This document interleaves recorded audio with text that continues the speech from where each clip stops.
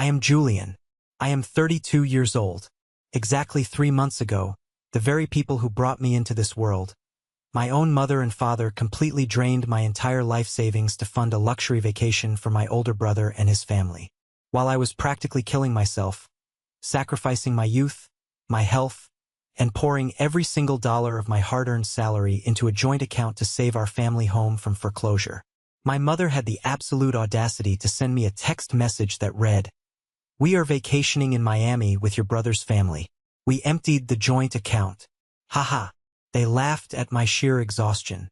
They humiliated me, treating me like a disposable ATM rather than a human being, rather than their own son. But there was one massive catastrophic secret they did not know. The very banking network they were using to steal from me the infrastructure they relied on to fund their extravagant betrayal was protected by the fraud detection software my tech startup had just successfully deployed. And right now, as I speak to you, they are sitting in a cold courthouse facing federal scrutiny, completely ruined and begging me to withdraw the evidence. Before I tell you exactly how I turned their arrogance into their absolute destruction, please hit that like button if you believe that karma always collects its debts. And do not forget to tell me where you are watching from in the comments below. Your support means the world to me. Now, let us go back to the exact moment my world shattered and how I built a new one from the wreckage. It was a typical freezing Tuesday morning in my tech startup office in downtown Wichita, Kansas. The sky outside was a bleak slate gray, but inside the atmosphere was electric. The smell of cheap, dark roast coffee filled the air, mingling with the hum of high-powered servers in the background. That hum usually gave me a deep sense of peace. It was the sound of progress. It was the sound of my future. I was in the middle of a massive make-or-break pitch with a prospective enterprise client. I was standing in front of a whiteboard, marker in hand, smiling and walking them through our latest cybersecurity protocols. My adrenaline was pumping. This deal could finally put us on the map and allow me to take a real salary for the first time in 2 years. Then my phone buzzed in my pocket. Just a single sharp vibration. I am a professional. I normally ignore my phone during meetings, leaving it strictly on silent. But I was on edge because I was expecting a critical update from the bank regarding the mortgage payment on my parents' house. The property taxes were due, and my father had been hounding me about it relentlessly. I thought the bank might be flagging a transfer delay. So with a polite smile, I excused myself, pulled the phone out, and glanced at the screen, keeping my professional demeanor perfectly intact. The message was from my mother, Genevieve. It was not a bank alert. It was a nuclear bomb. "Julian, we are vacationing in Miami with Harrison and Clara. We emptied the joint account. Haha, you work too much, sweetie. Leave the finances to us. Don't forget to lock up the house if you stop by." I stopped breathing. The air simply vanished from my lungs. The words did not compute in my brain at first. I read them again and again, emptied the joint account. That account was not a slush fund. It was not a vacation jar. It was the absolute non-negotiable lifeline for our family's real estate. It held years of my blood, sweat, and tears. My skipped lunches, my canceled weekend trips, the money I was supposed to use for a down payment on my own life to maybe one day start a family of my own.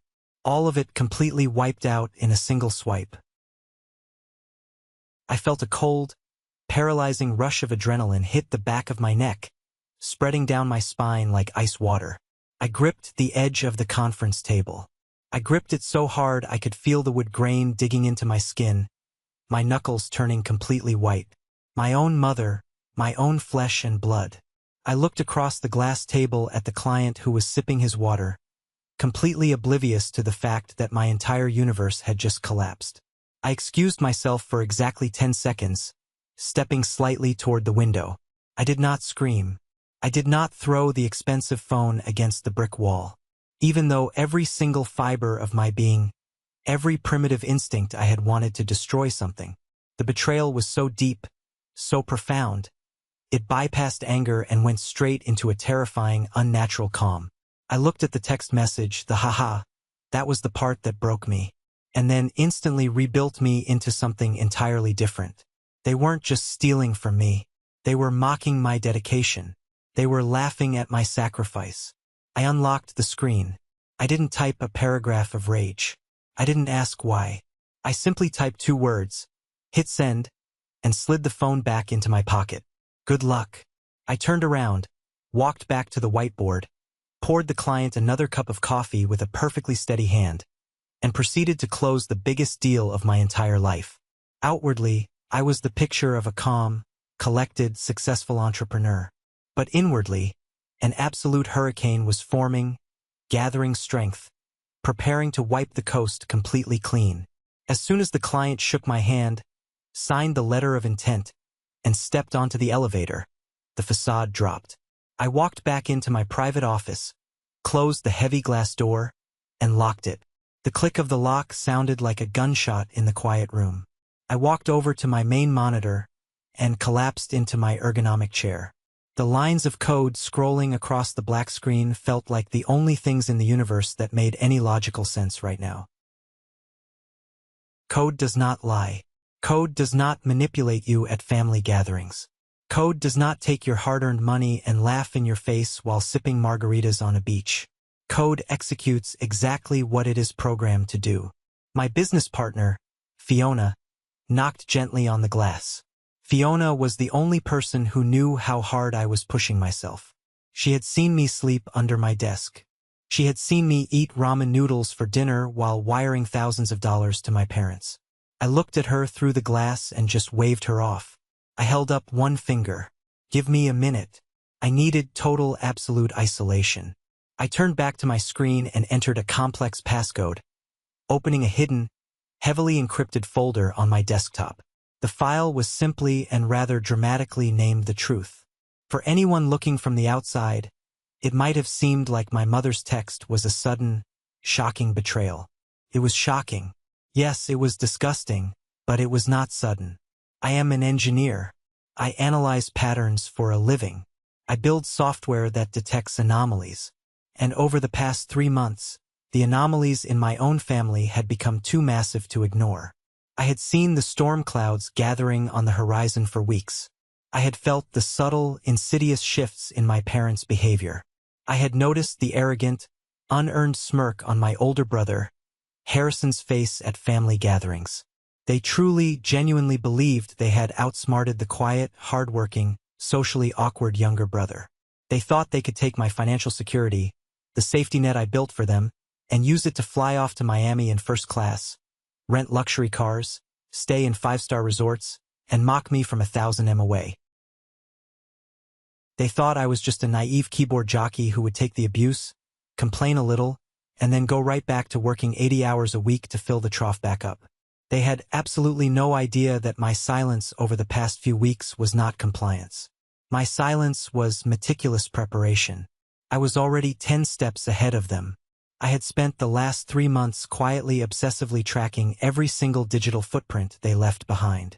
Their whispered phone calls when they thought I wasn't listening. Their careless swipes of the debit card, the subtle changes in their financial routing. I had cataloged it all. I had built a perfect inescapable trap and my mother's arrogant text message.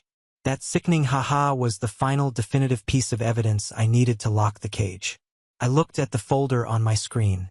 It contained bank statements, IP logs, screenshots of deleted messages, and public records. It was a digital guillotine. Their Miami dream was already on a countdown timer, and they were utterly oblivious. They were celebrating a victory on a ship that I had already torpedoed. I was holding the detonator and my finger was hovering over the button. I just needed to make sure the blast radius would only consume them, leaving me entirely untouched. I leaned back in my chair, the leather squeaking slightly in the silent room. I closed my eyes, letting the memory of my father's voice wash over me. It was a memory that used to bring me immense comfort, a memory that anchored my sense of duty. But now it tasted like pure, unadulterated poison. Julian, my father Roland had said, placing a heavy, seemingly affectionate hand on my shoulder years ago. We were standing on the front porch of the house he had bought in the 80s. The paint was peeling, the gutters were sagging, but to him it was a castle. This house is our legacy, son.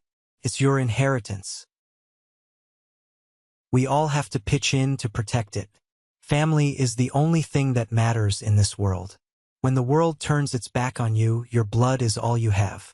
I believed him. God helped me. I believed in the absolute sanctity of family. I had poured everything into that joint account because I thought I was building a fortress for the people I loved. I thought I was being a good son. I thought I was earning my place in the family hierarchy, proving my worth through sacrifice and dedication. But a fortress built on lies, manipulation, and greed will eventually collapse under its own weight. I just never, in my darkest nightmares, expected that the people I was fiercely protecting from the outside world would be the ones to light the match and burn it down from the inside. I opened my eyes, the residual sadness completely burning away, replaced by a cold, calculating mechanical focus. I had to go back to the beginning to make sure every single piece of this puzzle was securely in place. I had to review the timeline not out of nostalgia, but out of a need for absolute precision. I thought the worst was over when I read that text message. I thought the initial shock was the hardest part. I was so incredibly wrong. The real nightmare wasn't the theft. It was discovering the depths of the deception that made the theft possible. Let me take you back to 3 months earlier. The Wichita winter was brutally cold, the kind of biting wind that seeps into your bones and makes you question why anyone settled in the Midwest. I was practically living in my office. My startup was in its fragile, terrifying early stages. We were building an advanced AI protocol for fraud detection,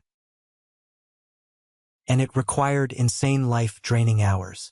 I was eating stale bagels for dinner, drinking terrible office coffee, and sleeping on a cheap, lumpy futon I bought from Walmart on clearance. I was taking absolutely zero salary from the company. Every single penny of profit, every ounce of revenue was being poured right back into the business to pay for server costs and keep the lights on. But despite my own poverty, I was still utilizing my rapidly depleting personal savings to keep the family mortgage afloat. My father Roland had convinced me a year prior to open a joint bank account. "The economy is tough, son," he would say over the phone, his voice dripping with that manufactured heavy paternal concern. "Your mother and I are on fixed incomes. The pension barely covers the groceries. Harrison has a family to feed. You know how expensive kids are. If we lose the house, we lose everything. We lose the family anchor." So I stepped up. I became the financial pillar of the family. I set up automatic transfers. Every single month, a massive chunk of my savings went directly into that joint account to cover the mortgage, the insurance, and the utilities. But lately, as the winter dragged on, Roland's calls had become more frequent, and his tone had shifted dramatically. It was no longer a polite request from a struggling father. It was an absolute demand from a dictator. I remember the exact phone call that started the alarm bells ringing in my head. It was a Tuesday evening around 8 p.m.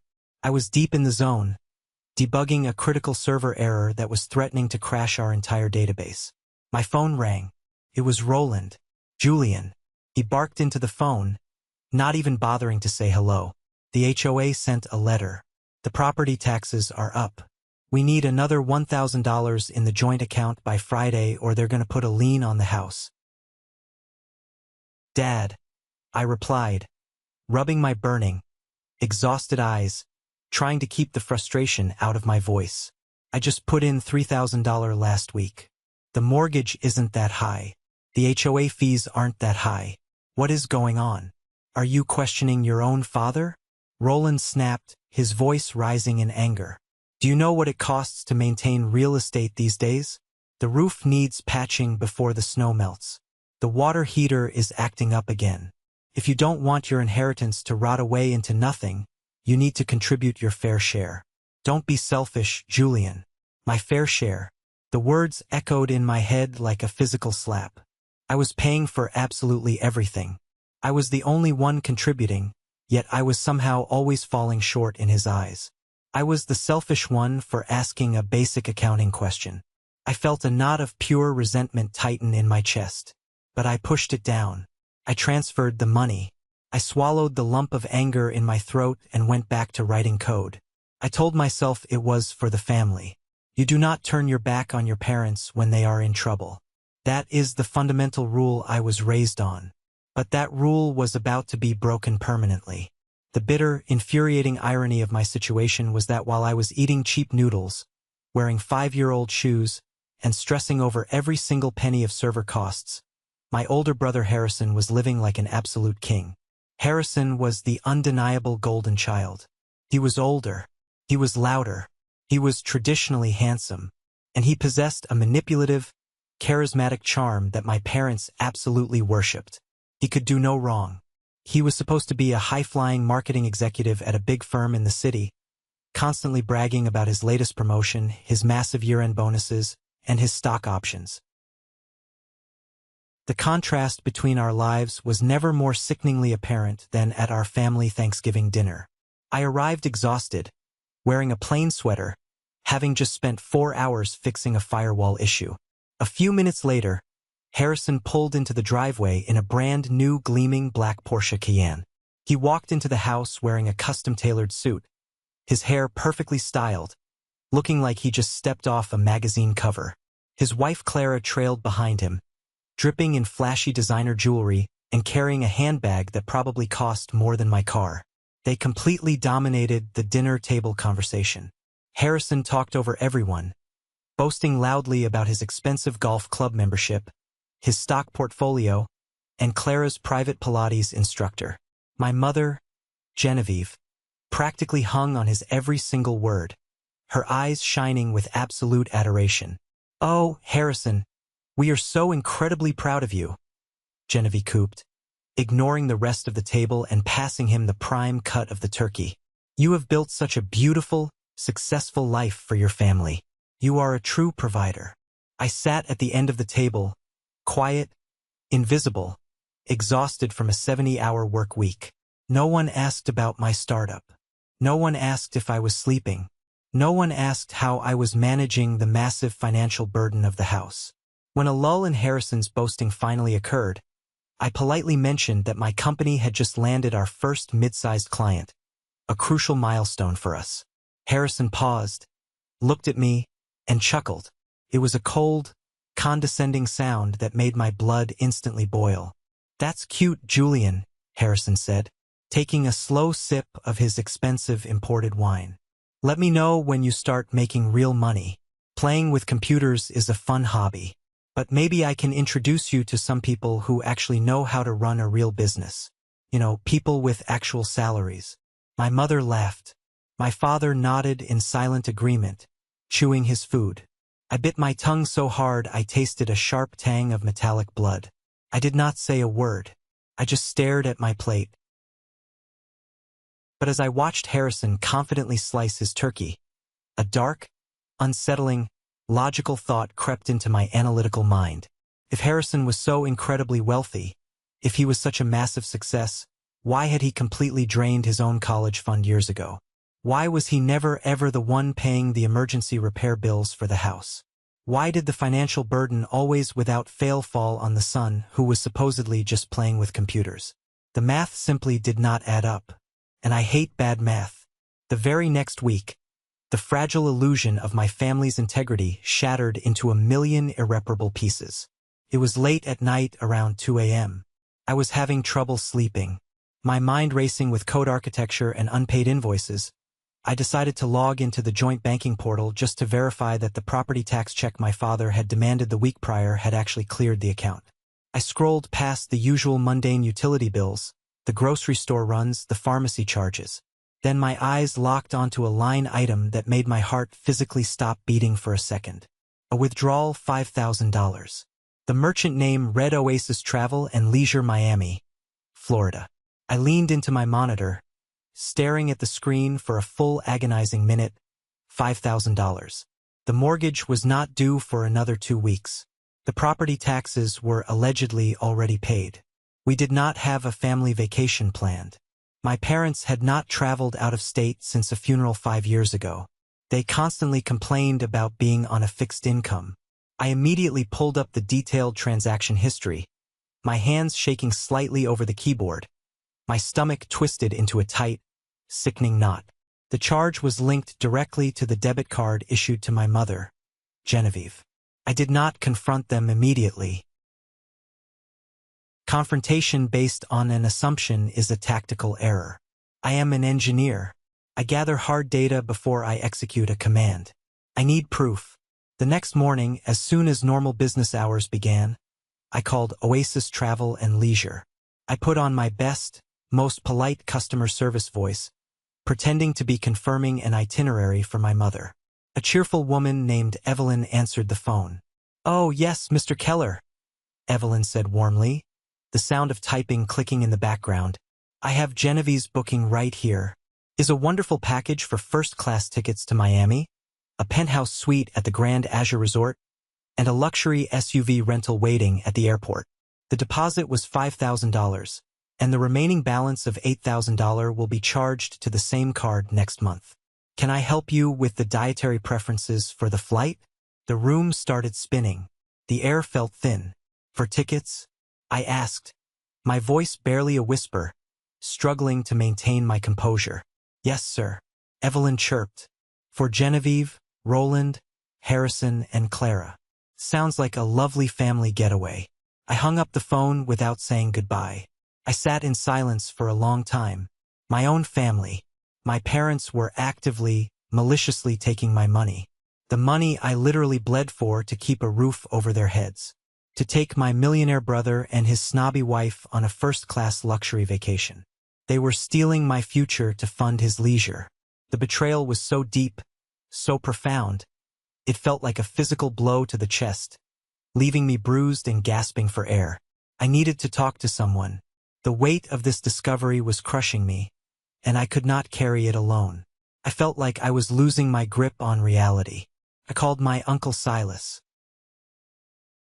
Silas was my father's younger brother, the one person in the family who always seemed reasonable, grounded, and sane. He was the uncle who used to take me fishing when I was a kid when my dad was too busy fawning over Harrison. We met at a quiet, run-down diner on the edge of town. I slid the printed bank statements and the notes from my call with the travel agency across the sticky Formica table. Silas looked at them, his face completely impassive. He didn't gasp. He didn't look shocked. He just took a slow, deliberate sip of his black coffee. "Silas, they are stealing from me," I said, my voice cracking with a mixture of grief and rage. "They are literally embezzling the house fund to pay for a luxury vacation for Harrison. The money I gave them for the roof, for the taxes, it's all gonna first-class tickets." Silas sighed, a heavy patronizing sound that instantly made my skin crawl. He pushed the papers back across the table toward me, face down. "Julian, you need to calm down," Silas said, his voice smooth and dismissive. "It is just money. You're young. You can make more. Your parents are getting older. They haven't been on a trip in years. They deserve a break. And Harrison, well, Harrison has a lot of pressure on him to maintain his image in the corporate world. Maintain his image with my money," I demanded, leaning forward, unable to believe what I was hearing. "He drives a Porsche, Silas." "Family is family, Julian," Silas said smoothly, his eyes shifting away, refusing to meet mine. "You make good money with that computer stuff or you will eventually. Don't make a big deal out of this. You will tear the family apart over a few thousand. Just swallow your pride, Julian. Be the bigger man. Let them have this one thing." I looked at Silas. I really looked at him. I noticed the expensive brand new gold watch gleaming on his wrist. A watch he definitely absolutely could not afford on his meager retirement pension. A cold, horrifying realization washed over me, chilling me to the bone. Silas was not trying to comfort me. He was not trying to keep the peace. He was trying to silence me. He was part of the ecosystem of lies. I nodded slowly, realizing that any argument was utterly pointless.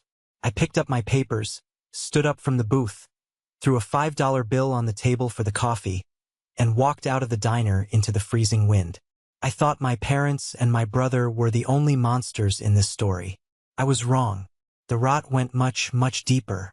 The entire family tree was diseased, and I was the only healthy branch they were trying to snap off for firewood.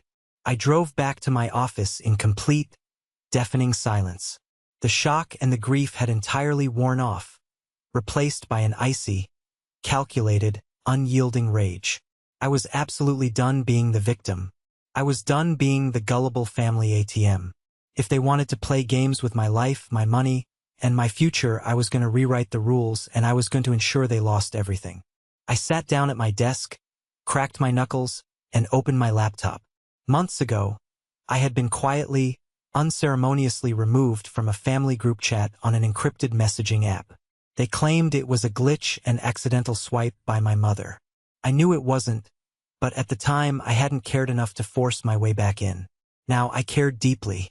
Using a few back-end vulnerabilities I had discovered while testing the security protocols of my own software, I bypassed the app's admin restrictions. It took me less than 20 minutes to quietly mirror the entire chat history directly to my secure local drive. I didn't want to alert them. I just wanted to read what they were saying when they thought I wasn't in the room. The screen populated with hundreds of messages. I scrolled back to the date the $5,000 Oasis travel agency charge was made. What I read made me physically sick to my stomach. Harrison, are you sure Julian isn't going to notice the $5,000 missing from the account? He checks that thing like a hawk. Genevieve.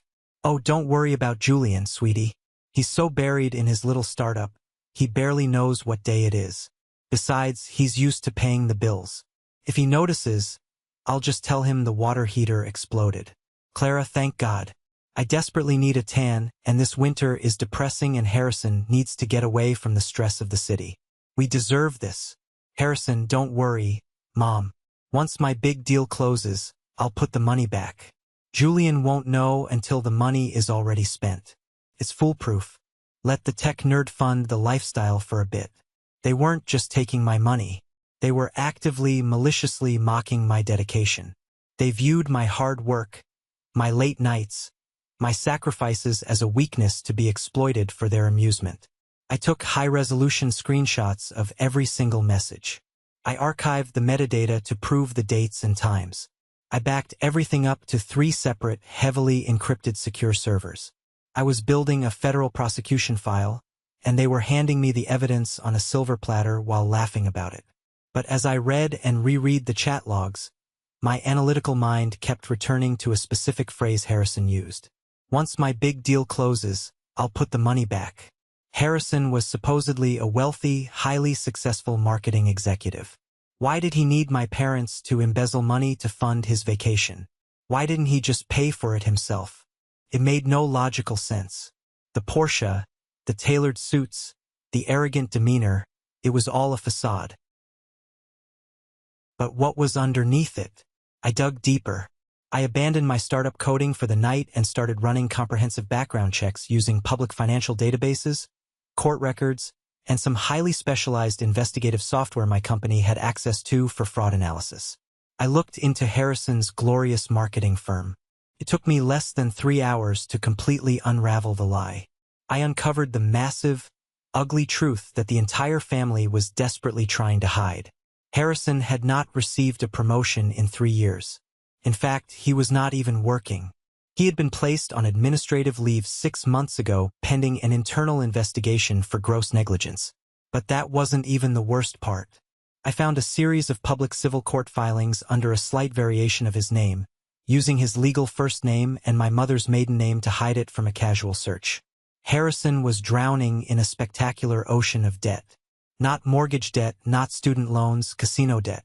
He owed tens of thousands of dollars to a high-stakes, ruthless gambling syndicate in Nevada. The luxury Porsche leased and 3 months behind on payments, facing imminent repossession. The expensive suits, maxed out, high-interest credit cards. The Miami trip wasn't just a family vacation. It was a celebration of a financial bailout. I cross-referenced the dates of the court filings with the joint account. The same week, my parents started demanding higher property tax and roof repair contributions from me. A massive lump sum payment was wired to a debt collection agency in Las Vegas. My parents hadn't just bought him plane tickets. They had been systematically draining my savings for months to pay off Harrison's massive gambling debts, so his snobby wife Clara wouldn't file for a messy divorce and drag them all into a humiliating custody battle. They had sacrificed my entire future, my financial stability to protect Harrison's pathetic, crumbling lie. I leaned back in my chair, staring at the ceiling, the glow of the monitor illuminating the dark office. The sheer magnitude of the deception was breathtaking. I didn't feel sad anymore. The grief was gone. I felt incredibly powerful. I knew absolutely everything. They knew absolutely nothing. The chessboard was set and I had already won. The next afternoon, right on schedule, my phone rang. It was Roland. I let it ring 3 times, took a deep breath to steady my heart rate, and answered, putting on my best, most compliant son voice. "Julien," Roland said, his voice carrying that familiar, heavy, theatrical tone of a burdened patriarch facing an insurmountable crisis. "I was looking at the accounts this morning.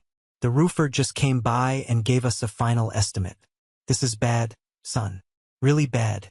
We need another $2,000 by tomorrow morning or water is going to start leaking directly into the living room ceiling." It was an absolute masterclass in emotional manipulation. If I hadn't seen the Oasis travel agency receipts, if I hadn't read the disgusting group chat logs, if I hadn't uncovered the Vegas gambling debts, I would have believed every single word. I would have felt the guilt clawing at my chest and I would have emptied my wallet. 2,000? I asked, keeping my voice perfectly neutral, playing the role of the stressed but beautiful son. That's a lot of money on short notice. Dad, I'm barely making payroll at the startup this week. I know it is, Julien. Roland sighed, playing the victim with Oscar-worthy precision. But family steps up when times are tough. You want this house to be yours one day, don't you? Your inheritance, your legacy is tied to this real estate. Harrison is completely tapped out with his new business investments, so I have to rely on you. You're my rock, Julien. He lied with such absolute terrifying ease. It was chilling to listen to him breathe life into a total fabrication. All right, Dad, I said smoothly, forcing a tone of reluctant agreement. I'll see what I can move around. Let me check my liquid funds, talk to Fiona about delaying some server payments, and get back to you by tonight. Good boy, Roland said, a very distinct hint of a triumphant smirk audible in his voice. I knew I could count on you. Love you, son. He hung up. I immediately logged into my personal banking portal, but I didn't transfer a single dime to the joint account. Instead, I executed a secure wire transfer, moving every single penny of my personal savings, my emergency fund, and my startup's operational capital into a brand new, highly secure account at a completely different banking institution across the country. I left exactly 42 cents in my old checking account. The Bank of Julien was officially and permanently closed for business. Let them try to squeeze blood from a stone. The next morning, I did not go to my startup. I put on my only good suit and walked into a sleek glass-paneled high-rise in the financial district. I wasn't there for a tech pitch or an investor meeting. I was there to see Valerie. Valerie was a high-powered corporate attorney who specialized in complex financial disputes, asset recovery, and civil litigation. She was known as a shark in a tailored suit.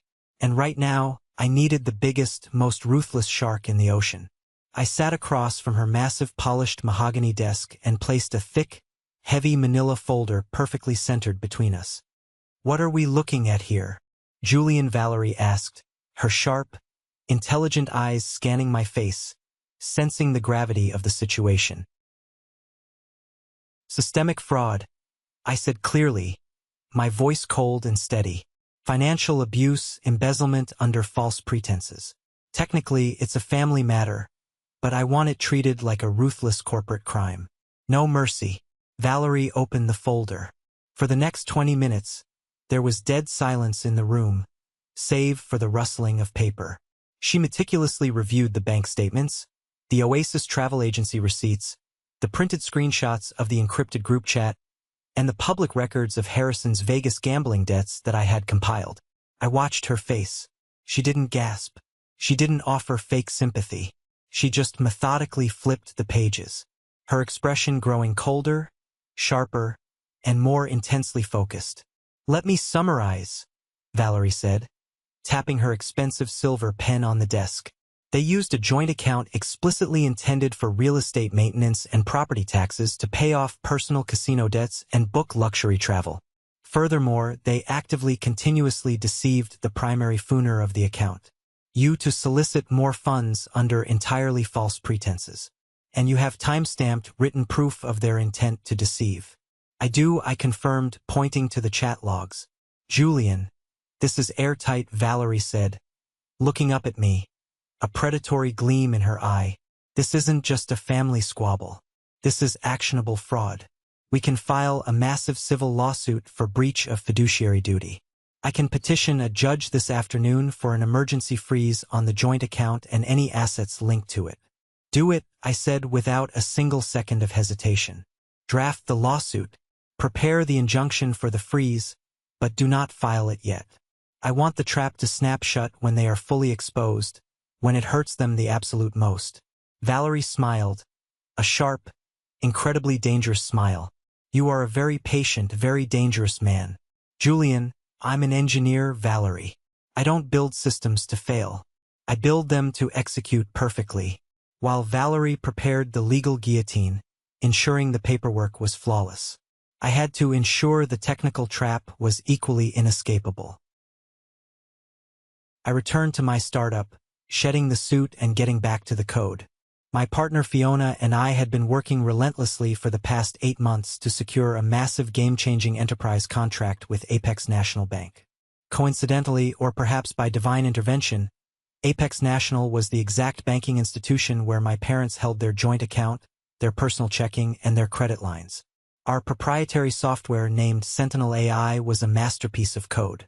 It was designed to monitor real-time transaction data across millions of accounts and instantly flag, isolate, and freeze accounts showing signs of coordinated fraud, embezzlement, or federal financial crimes.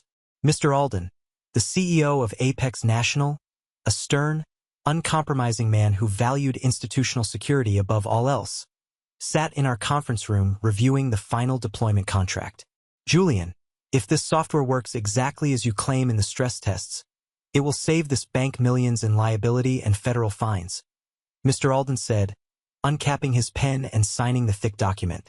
We are integrating Sentinel directly into our mainframe this weekend.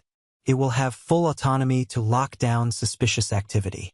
It works, Mr. Alden, I said, shaking his hand firmly, hiding the immense satisfaction bubbling inside me. It detects patterns that human auditors miss. It flags unauthorized routing, deceptive spending categories, and cross-account laundering with zero hesitation. It is ruthless. I watched with quiet anticipation as the IT team from Apex National began the massive integration process. They were literally installing my company's brain into the bank's nervous system. My parents had absolutely no idea that the money they were stealing from me was sitting in a vault that I was now personally guarding. I wasn't just a victim crying over spilled milk anymore. I was the architect of their impending downfall, and I held the master key to their entire financial existence. The weekend finally arrived and the highly anticipated Miami trip began. Even though I had moved my own personal money to absolute safety, the joint account still held the massive chunk of cash my parents had hoarded for this trip, plus the credit lines tied to the account. I didn't have to guess what they were doing or wonder if they were enjoying themselves. Clara Harrison's vain, attention-seeking wife was providing a high-definition real-time documentary of their theft on social media. I created a dummy account, completely untraceable, and watched her feed update hour by hour. A photo of 4 first-class boarding passes held up against the airport lounge window. Caption: Wheels up escaping the winter grind with the best family ever. A sweeping video of a massive beachfront penthouse suite. Panning across an ocean view showing Harrison popping a bottle of expensive champagne. Caption: We deserve this. Hard work pays off. A picture of Harrison wearing designer sunglasses, standing proudly next to a rented yellow Lamborghini outside a high-end club. Caption: My king and his new toy. Living the dream. Every single post was a dagger meant for my back. But I didn't bleed. I just took screenshots. Clara's arrogance was breathtaking, almost comical in its blindness. She was posting pictures of expensive seafood dinners, complaining about the slow service at 5-star restaurants, boasting about spending thousands of dollars on a whim at designer boutiques. And the most sickening, infuriating part was a post featuring my mother, Genevieve, wearing a new silk dress holding a glass of champagne on the deck of a chartered yacht. The caption read, "Cheers to the people who make it all possible. No toxic energy allowed on this trip. Good vibes only." Toxic energy. That was their new code word for me. The guy working 80-hour weeks eating ramen and draining his savings to pay their fake bills was toxic because I might actually demand a shred of respect or accountability. I watched them gorge themselves on my sacrifice. I watched them celebrate their perceived fraudulent victory. Let them drink the champagne. Let them drive the Lamborghini. The bill was coming and it was going to destroy their lives permanently. It was Tuesday morning. The trap was fully armed. The software was integrated and the legal paperwork was sitting on a judge's desk. I sat at my desk watching the real-time server logs from the Apex National integration on my secondary monitor. I saw the pings originating from Miami, breakfast at a 5-star resort, a massive charge at a high-end designer boutique. Then I noticed a severe anomaly in the logs. An IP address from Wichita, Kansas was attempting to access the joint account portal. I traced the IP immediately. It was Silas, my supportive peacekeeping Uncle Silas. He was logging and using my mother's credentials to initiate a massive wire transfer, likely trying to move more funds from a secondary credit line to cover their extravagant, out-of-control spending in Miami. Silas wasn't just turning a blind eye. He was the inside man, actively facilitating the theft while telling me to be the bigger man. Right at that exact second, my phone buzzed. It was the text from Genevieve. The text that started this whole story. "Julian, we are vacationing in Miami with Harrison and Clara. We emptied the joint account. Haha, you work too much, sweetie. Leave the finances to us. Don't forget to lock up the house if you stop by." That was it. The final arrogant confirmation. The absolute undeniable proof of malice. They had taken everything they could reach and they wanted me to know it. I replied, "Good luck." I didn't wait another second. I opened the Apex National Banking app on my phone. I navigated to the credit cards linked to the joint account, the exact cards they were using right that second in Miami to pay for the penthouse, the yacht and the Lamborghini. With a cold, steady, unforgiving hand, I clicked report as compromised/stolen. I checked the box for unauthorized fraudulent activity. The system instantly terminated the cards. But I didn't stop there. I sent a single secure text message to Valerie. "Execute the freeze now." Within 60 seconds, Valerie filed the emergency injunction with the court. At the exact same moment, the Sentinel AI software inside Apex National detected the sudden cancellation of the cards, cross-referenced it with the massive uncharacteristic cash withdrawals made by Silas's IP address, and triggered an automated Level 1 security protocol. The joint account wasn't just frozen. It was completely locked down by federal banking regulations pending a massive fraud investigation. Every card, every line of credit, every asset tied to their names at that bank was instantly vaporized. I leaned back in my chair, picked up my cheap office coffee, and took a slow, deeply satisfying sip. The silence in my office was beautiful.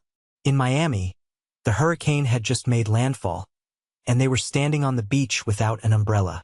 I thought I knew what revenge tasted like, but I was so incredibly wrong.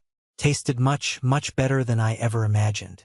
The silence in my office, which I had cultivated so carefully, was shattered 20 minutes later by the most chaotic, relentless, and desperate sequence of phone calls I have ever experienced. My phone became a hot coal in my hand, vibrating incessantly against the mahogany desk, acting as a rhythmic, jarring reminder of the massive storm I had just unleashed upon their carefully curated, parasitic lives. First, it was my mother, Genevieve. I didn't even have to look at the screen to know it was her. I answered and her voice hit my ear with a shrill, hysterical, jagged pitch that I didn't even recognize as human. It was a sound stripped of all maternal warmth, replaced by pure, unadulterated, blinding entitlement. "Julian, what have you done? You listen to me right now. The clerk just told us our cards are declined. We're at the checkout of the designer boutique and there's a massive line behind us. People are staring. They're whispering. Julian, fix this right now. Do not embarrass us like this. How dare you play these games with us?" I didn't answer. I just held the phone away from my ear, watching the incoming call counter tick up. A digital tally of their mounting, terrifying desperation. As the line went to voicemail, then immediately rang again. My father was next, Roland. He was screaming, not at me, but at the air, his voice echoing with the unmistakable primal panic of a man who had suddenly violently realized he was completely, utterly powerless for the first time in his entire life. Julian, pick up the phone. We're stuck at the resort front desk. They're telling us our reservation is flagged for payment failure. The manager is talking about calling local security. Pick up. Damn you. Use your business credit line. Fix this now or so help me. You will regret this for the rest of your life. I felt a cold, sharp, and deeply earned thrill of satisfaction. But I didn't gloat out loud. I didn't say a word. I stayed professional. I stayed silent. I was a man of business. And right now, business was dealing with the catastrophic, overdue fallout of their choices. I turned my phone off, placed it face down on my desk, and took a long, slow, steadying breath. I knew exactly what was happening in Miami. The Sentinel AI had not just flagged the account. It had initiated a Level 1 security lockdown. That meant the bank had effectively frozen every single liquid asset, credit line, and debit access point associated with the joint account. They weren't just embarrassed. They were trapped in a foreign city with no way to pay for a room, a meal, or a plane ticket home. They were experiencing for the first time the total vulnerability I had lived with for months. They were getting a taste of the panic they had so casually inflicted upon me. The real trap, however, was waiting for them back in Wichita. They were going to have to fly back to Kansas, likely having to beg or borrow from some poor soul who didn't know the truth yet to face the music. And when they did, they were going to find that the comfortable parasitic life they had built on my back had evaporated into thin air. 2 days later, I was sitting in the back of a small wood-paneled courtroom. The atmosphere was stifling, smelling of stale coffee, industrial floor wax, and the dry, suffocating scent of old, dusty legal documents. The air conditioning was buzzing with a mechanical hum that grated on my nerves. My lawyer, Valerie, sat beside me, her briefcase open, her demeanor as cool and sharp as a surgeon's blade. She had spent the last 48 hours preparing every single piece of evidence, turning my months of quiet, meticulous data collection into a legal trap that was impossible to escape. She didn't look at the opposition. She only looked at the truth, and she was ready to dismantle them piece by piece. Across the aisle they arrived. Roland, Genevieve, and Harrison. They looked drastically different than they had in the vibrant, arrogant, filtered Miami photos I had seen on social media. The golden tan was still there, but the arrogance had been completely replaced by a frantic, jagged fear.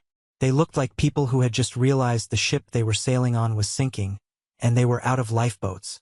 Harrison, the man who boasted about his luxury Porsche and his massive deals, looked completely disheveled.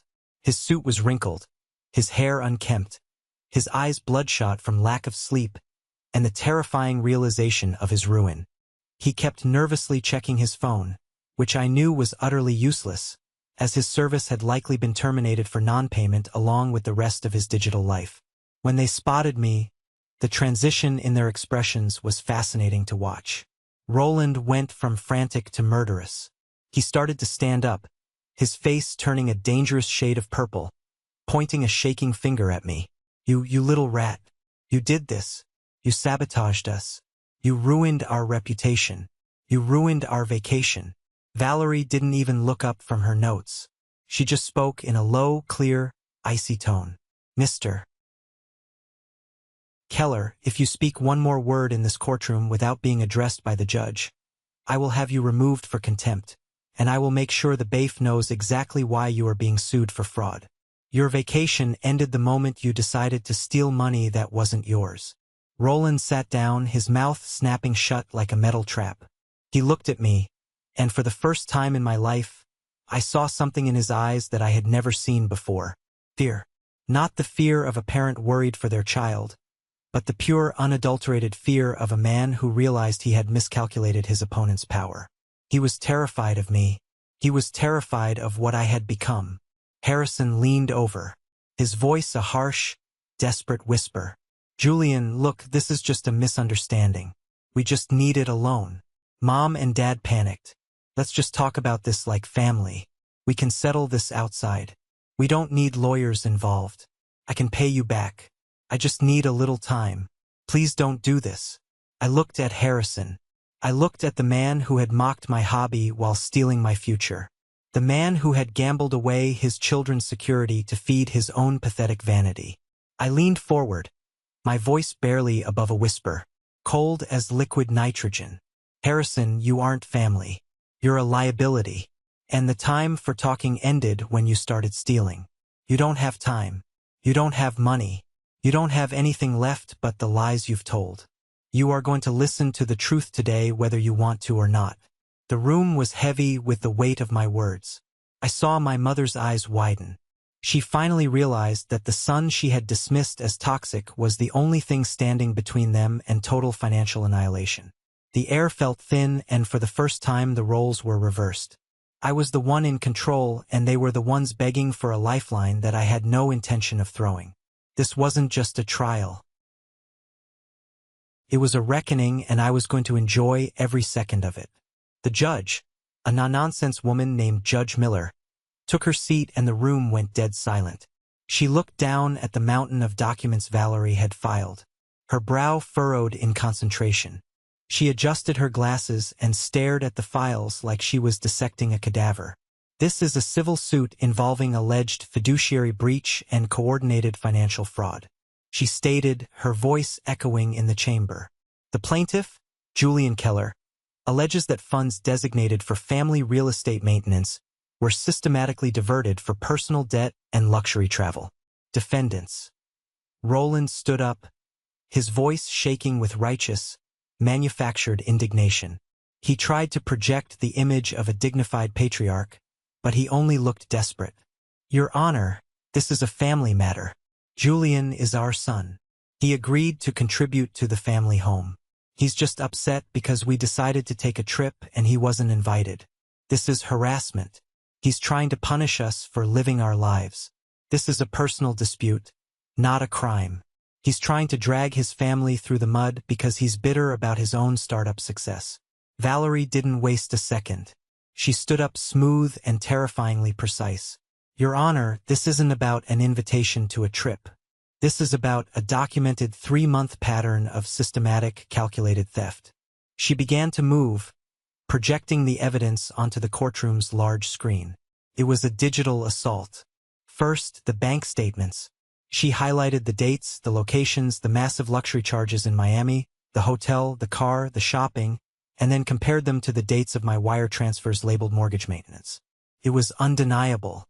The money had flowed directly from my account to their vacation, bypassing the mortgage completely. It was a clear, unambiguous path of theft. Then she pulled the trump card, the encrypted chat logs. "Your Honor," Valerie said, her voice dripping with professional disdain.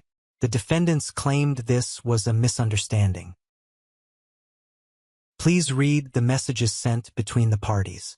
The courtroom was silent as everyone read the projected texts. Harrison's mocking comments about my startup. My mother's casual, cruel dismissal of my hard-earned savings as something I wouldn't miss. The evidence was damning. But that wasn't the twist. That was just the foundation. The real revelation was still coming. And I could see the sweat beading on Harrison's forehead, glistening under the bright fluorescent courtroom lights. "And now," Valerie said, her voice dropping, "for the matter of intent, we need to look at where the rest of the funds went." She pulled up the public financial records I had uncovered. She showed the court the massive recurring wire transfers from my parents' joint account to the Vegas gambling syndicate. The defendants weren't just taking money for a trip. They were bailing out the eldest son's illegal gambling debts, effectively using the plaintiff's income to fund a criminal enterprise. The courtroom gasped. The gallery was buzzing with whispers. Harrison's face turned white, then a sickly shade of gray. My mother covered her mouth with her hand, starting to sob, but it was the performative, frantic sobbing of someone who realized the jig was finally up and there was no way out. "But Your Honor," Harrison blurted out, losing his composure. That's not relevant. Julian agreed to the account. It was family money. Julian agreed to an account for mortgage maintenance. Valerie corrected him sharply, silencing him instantly. Not for the Oasis travel agency or Las Vegas debt collection. And here is the piece to resistance, the element that makes this a federal issue. She motioned to the back of the courtroom, and Mr. Alden, the CEO of Apex National Bank, walked up to the witness stand. The court went completely still. The CEO of a major national bank doesn't just show up for minor squabbles. His presence alone signaled that this was now a matter of institutional security, not just a petty family dispute. Mr. Alden, Valerie asked, "Can you explain to the court the circumstances surrounding the freeze on the Keller account?" "Certainly," Alden said, his voice booming and authoritative. "The Apex National mainframe is equipped with Sentinel AI, a proprietary fraud detection software deployed by Mr. Keller's firm. Our system flagged the Keller's transactions as high-risk laundering patterns within milliseconds. We didn't freeze the account because of a simple dispute.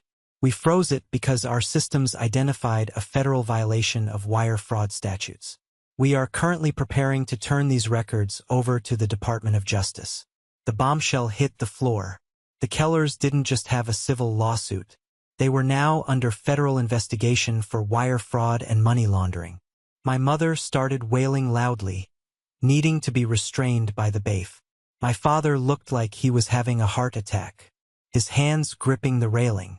Harrison was staring at the floor, defeated, his entire facade of wealth and success shattered into dust. I didn't cheer. I didn't smile. I just sat there, my heart steady, watching them fall. This wasn't about the money anymore. It was about the truth, finally seeing the light of day. It was the moment where the architect finally sees his structure hold while the demolition happens to someone else. It was the moment I realized that they never had any power over me. I had simply allowed them to borrow mine. The fallout was immediate, total, and absolute. The judge didn't even need to deliberate for long. She issued an immediate ruling. The defendants were to pay back every cent with interest, and the house, the legacy they had used as a weapon against me, was ordered to be sold to satisfy the judgment. As we walked out of the courtroom, the scene was pure chaos. Reporters from the local news were waiting outside, flashing cameras in our faces. The story of the tech entrepreneur who took his thieving family to federal court had leaked through the grapevine. And in Wichita, it was the only thing anyone was talking about. Harrison was shoved into a taxi by Clara, who was already screaming about lawyers and alimony, her face twisted in rage. I watched them go. My brother, the golden child, was now a broke, disgraced gambling addict with a federal investigation hovering over his head. My parents were standing by their Porsche, which was now being looked at by an agent from the bank. The bank was reclaiming everything. The car, the jewelry, the house, the savings, it was all going back to the creditors. Roland tried to catch my eye, his face a mask of pleading desperate shame. He looked small. He looked old. He looked like the pathetic man he had always been underneath the suits and the arrogance. I didn't stop. I walked past them as if they were ghosts. I didn't owe them a conversation. I didn't owe them an apology. I owed them exactly what they had given me. Nothing. Within a week, the house was empty. The for sale sign was on the lawn. A local news blog published the full story, complete with the chat logs and the bank fraud documentation. Harrison's firm fired him the next day. His wife filed for divorce by the weekend. My parents moved into a tiny, cramped apartment on the outskirts of the city. Their reputation in our social circles incinerated. They were nobodies. They were shadows. And the most beautiful part, they did it to themselves. They were the ones who sent the text. They were the ones who clicked send on their own destruction. They had chosen to trust in the illusion of Harrison's success rather than the reality of my dedication. And that choice had cost them everything. The emptiness they felt was the void they had created for me, finally coming back to claim its rightful owners. I felt no pity, only a strange quiet peace, like the silence after a massive thunderstorm has finally passed. It's been 2 years since that day in court. My company has tripled in valuation. We're opening a new massive headquarters downtown, and Sentinel AI is being integrated into major banks across the entire country. I am finally taking a salary, and more importantly, I'm finally living my own life. A life that isn't tethered to the expectations of people who never truly loved me, only the utility I provided.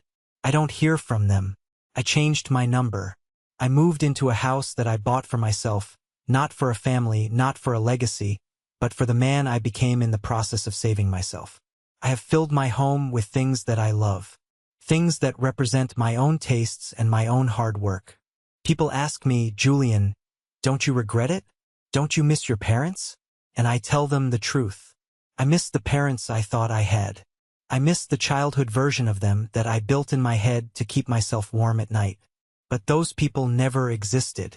They were characters in a play that Harrison had written and I had been forced to fund. Getting rid of them was the greatest investment I ever made. It was the price of admission for my own freedom. If you are listening to this and you feel trapped by someone who claims to love you while they take everything you have, understand this. You are not selfish for wanting to protect your own life. You are not a toxic person because you set a boundary. You are the architect of your own reality, and you have every right to protect your foundation from rot. You have to be willing to walk away even when it's family, especially when it's family, because at the end of the day, you are the only person who is going to be there for you when the lights go out. Make sure the life you're protecting is actually yours. Thank you for staying with me this far. You've been incredible listeners, and your support has been the greatest motivation for me to keep sharing this journey. Have you ever faced something similar with your own family? Have you had to make that difficult choice to cut the cord to save your own life? Share your story in the comments below. It helps others realize they aren't alone. And don't forget to like and subscribe so you don't miss the next journey. Stay strong. Be the